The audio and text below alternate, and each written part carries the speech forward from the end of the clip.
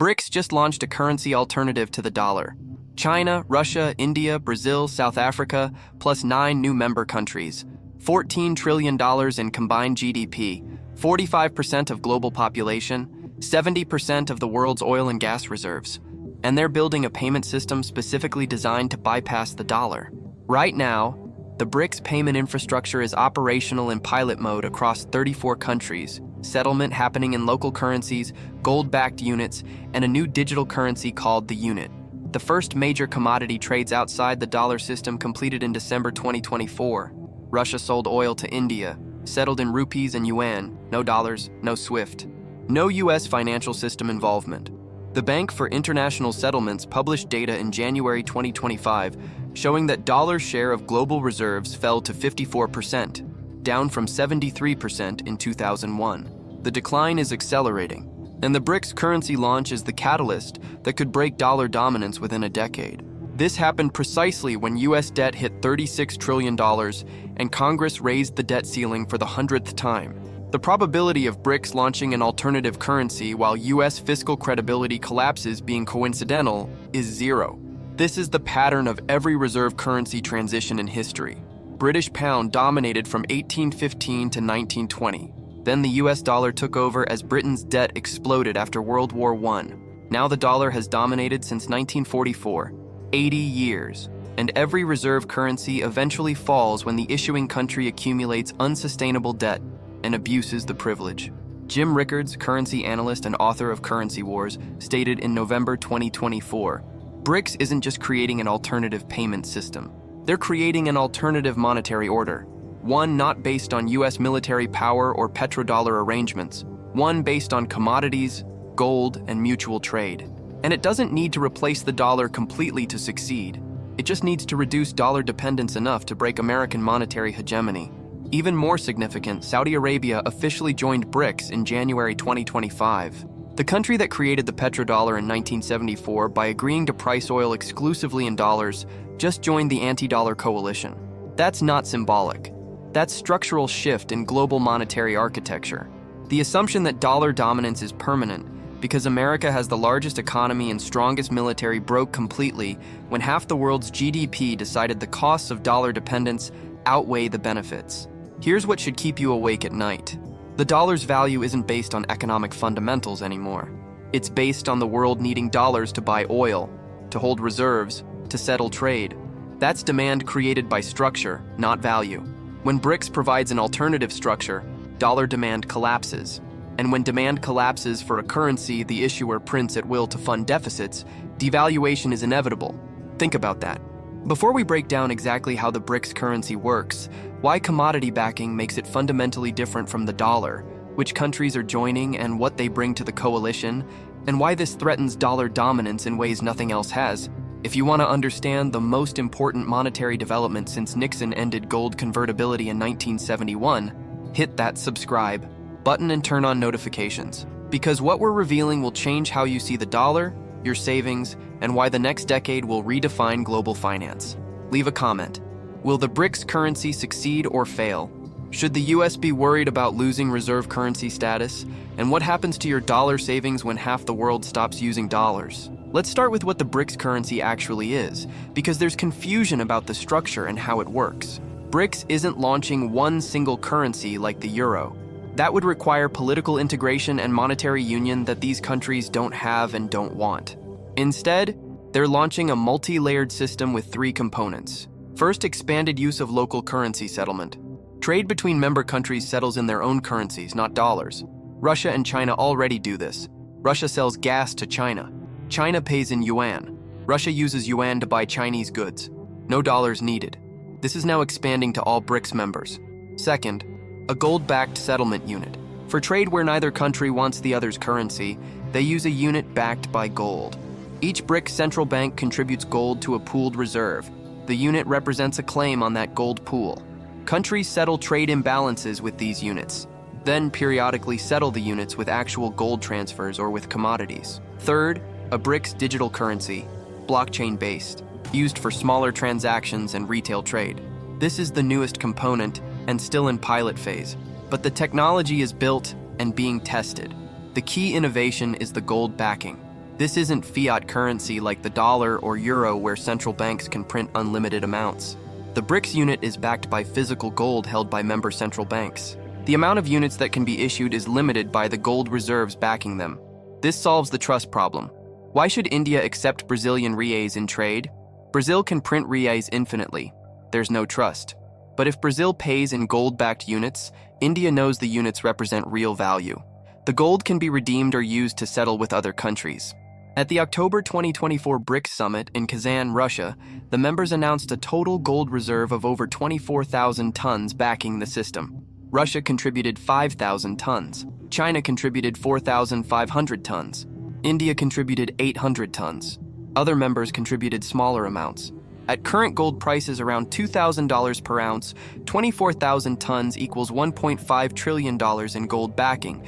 That's sufficient to settle hundreds of billions in annual trade without depleting reserves. Now let's talk about who's in BRICS and what they bring to the coalition, because this isn't just 5 countries anymore. Original BRICS: Brazil, Russia, India, China, South Africa. Combined GDP of approximately $14 trillion. But in 2024, BRICS expanded dramatically.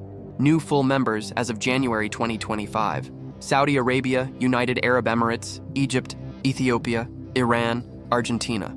These 6 countries add another $4 trillion in combined GDP and critically massive energy resources. Saudi Arabia and UAE bring oil, combined production of 12 million barrels per day, 20% of global oil supply.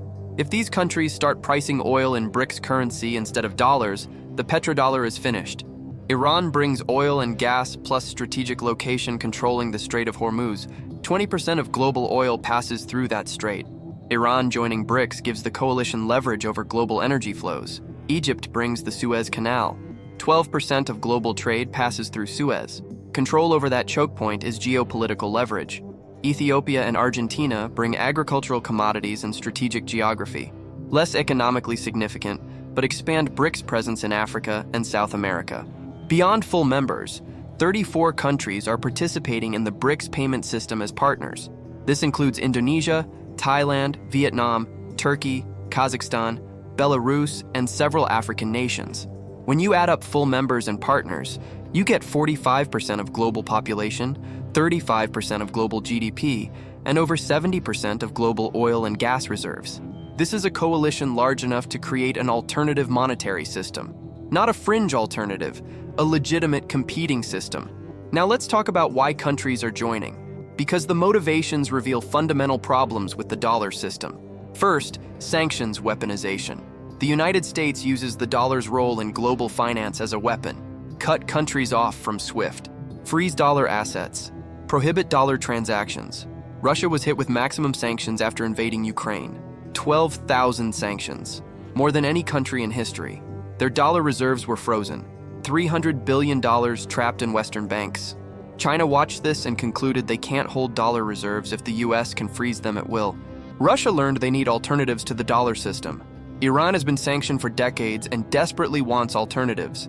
These 3 countries, representing 20% of global GDP and massive natural resources, are united by the need to escape dollar dependency and sanctions risk. Second, trade imbalances. Many developing countries run trade deficits with the United States, but trade surpluses with China.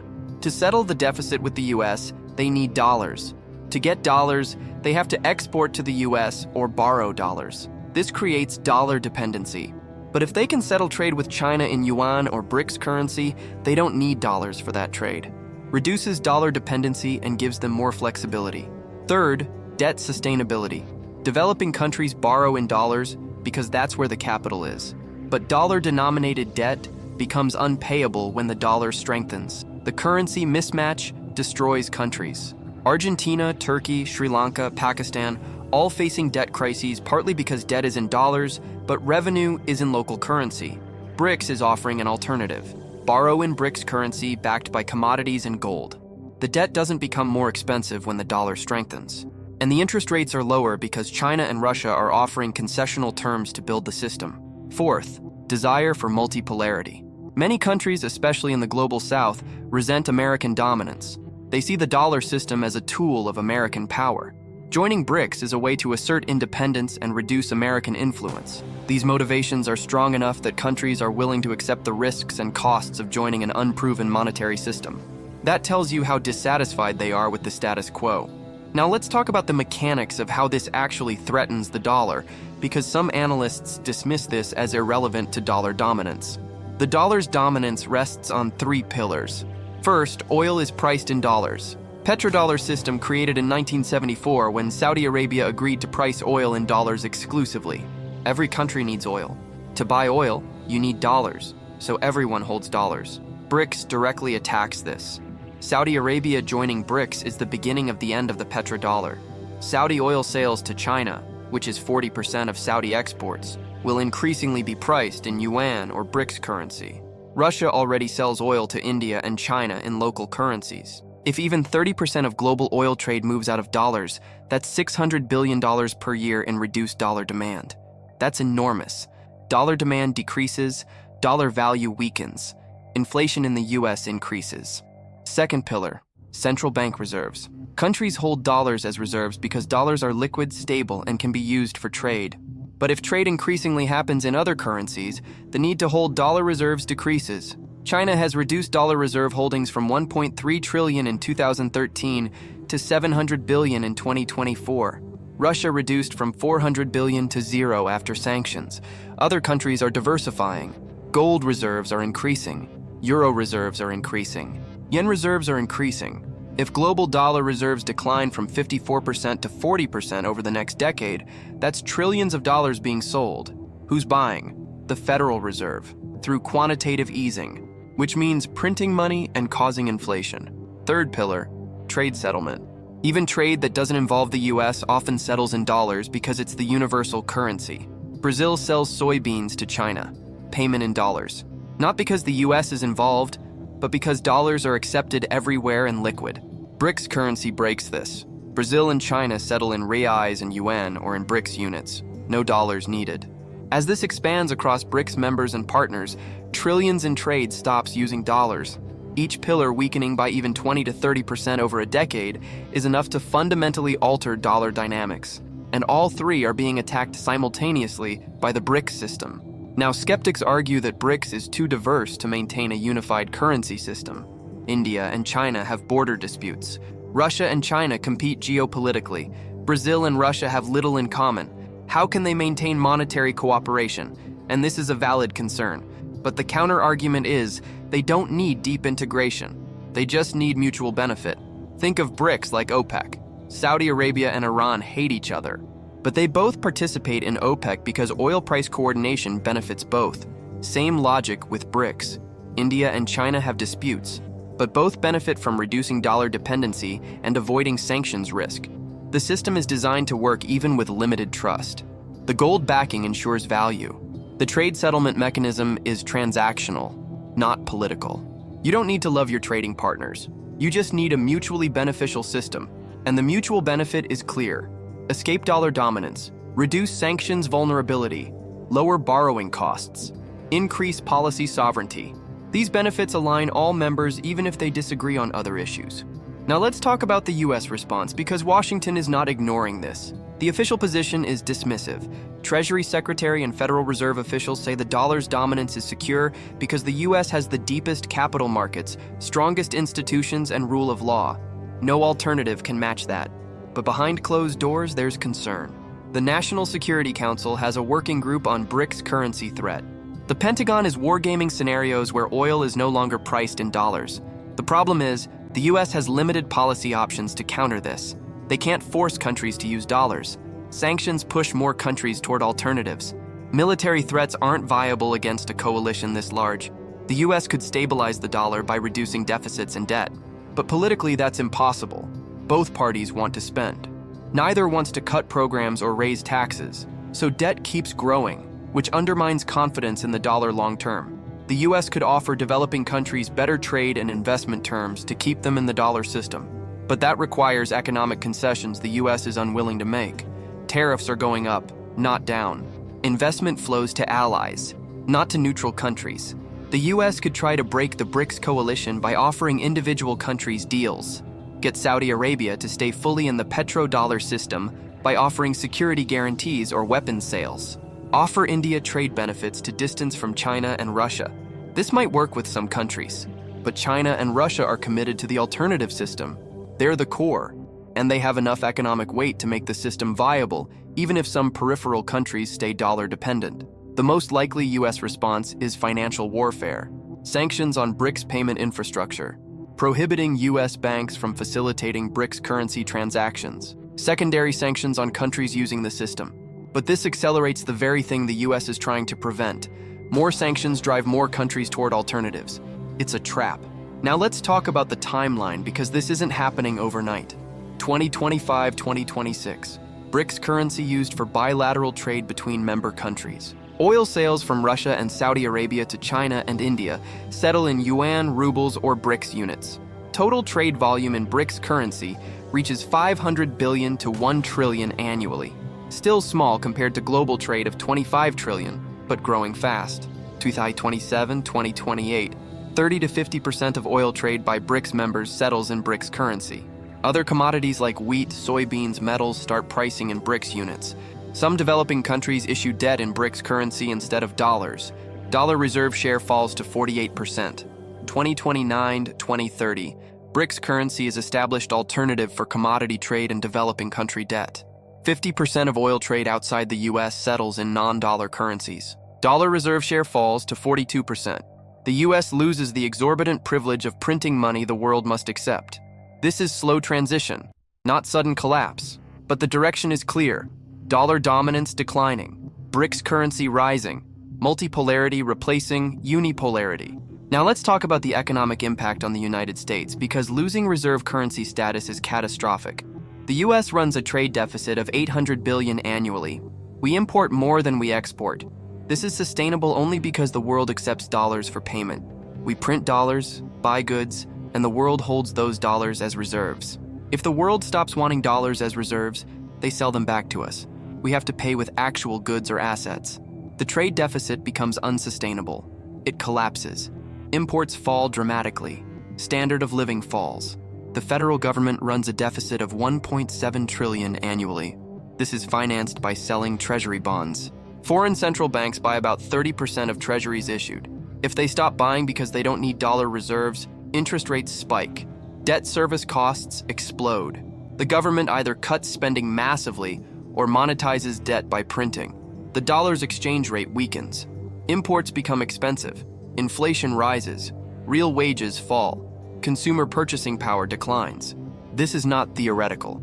Britain went through this from 1945 to 1970 as the pound lost reserve currency status. Living standards stagnated for 25 years. The empire collapsed.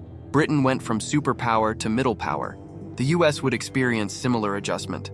Not overnight, over 10 to 20 years. But the trajectory is decline in living standards, political instability, loss of global influence. Some argue this is good.